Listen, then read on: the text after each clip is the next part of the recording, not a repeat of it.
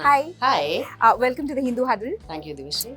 What are you watching at the moment? Weirdly enough, I realized that it's an old film actually, but it was called Another Round, which was a Danish film, and I hadn't. It was quite celebrated in Cannes and everywhere.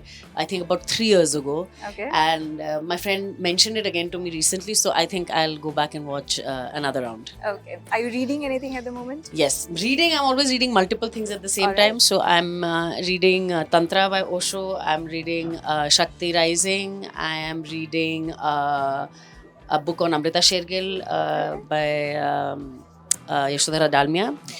And yeah. That's good enough. Are you hopeful about women in cinema? Yes, of course. I'm hopeful about most things in life. I am an optimist, and but I do think there has already been enough change, and I think I am a person who believes in the cyclicality of life. So Right. when I look back in time, also I think there were films and writing and representation of women that was way deeper than anything we can do today, because it was less self-conscious, it was less didactic, it was less trying to prove a point. It was just naturally woven into the narrative, and there was space for that. And similarly, today we're also making headways and in the more material sense of it, in the aspect of it being present in the business aspect of it as well, Right. beyond the narrative. So that's an important aspect to take that narrative forward as well. So in that sense, yes, I do feel hopeful about female representation and stories that talk about in a more nuanced way the Right. female experience. Okay. Speaking of the business part, with OTT platforms reshaping the way stories are being told and also the ecosystem, what do you think is the future of alternate cinema? Are they contributing in sort of giving platform to new artists, filmmakers, writers, actors? Yes, absolutely. I think that there's been a lot of space that's got created just by the sheer volume of material that is expected for these various platforms to put out there. And in the process, I think there are, creative heads who are greenlighting interesting shows, good writing, authentic representation of characters, of storytelling, and giving opportunities to new writers, new directors, new actors. At the same time, the that's one end of it, and the other end simultaneously is also that as this business grows and becomes a more viable source of income and becomes something ultimately that is a business, people go back to the same old, where they want then you want people who have many followers, you want people who are popular, and that becomes a deciding factor in terms of you want storylines that have already worked. You're going into formulaic things, which is exactly the way cinema went. Right. So I can already see that playing out in the OTT platforms, and I see that level of regressiveness that comes in at the higher level.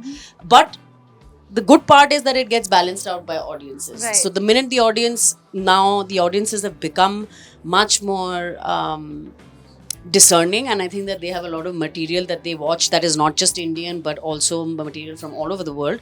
So that becomes a sense of a kind of quality check perhaps, and I'm hoping that people go back to a more instinctive way of choosing, a more forward thinking way, but from a creative perspective and not a business perspective. Right. Okay.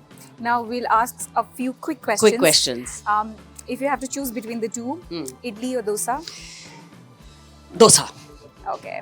Because you're Bengali, mutton kosha or fish curry? Fish curry. Okay. If you said mangsha jhol, it would be different, but Oh. kosha, I'm more I love mangsho, but Okay. macha jhol would be, yeah. Okay. If there's one thing you would like to change about the Indian film industry at the moment, what would that be? Just the superficiality of people and the need to the inability for people to be themselves and be honest in some sense. Yeah. Your opinion about censorship that affects filmmaking and getting edits and all that? I mean, I am not a believer of censorship being something that limits anybody from watching anything. I think everything should be allowed in terms of a mode of expression. That's my personal opinion.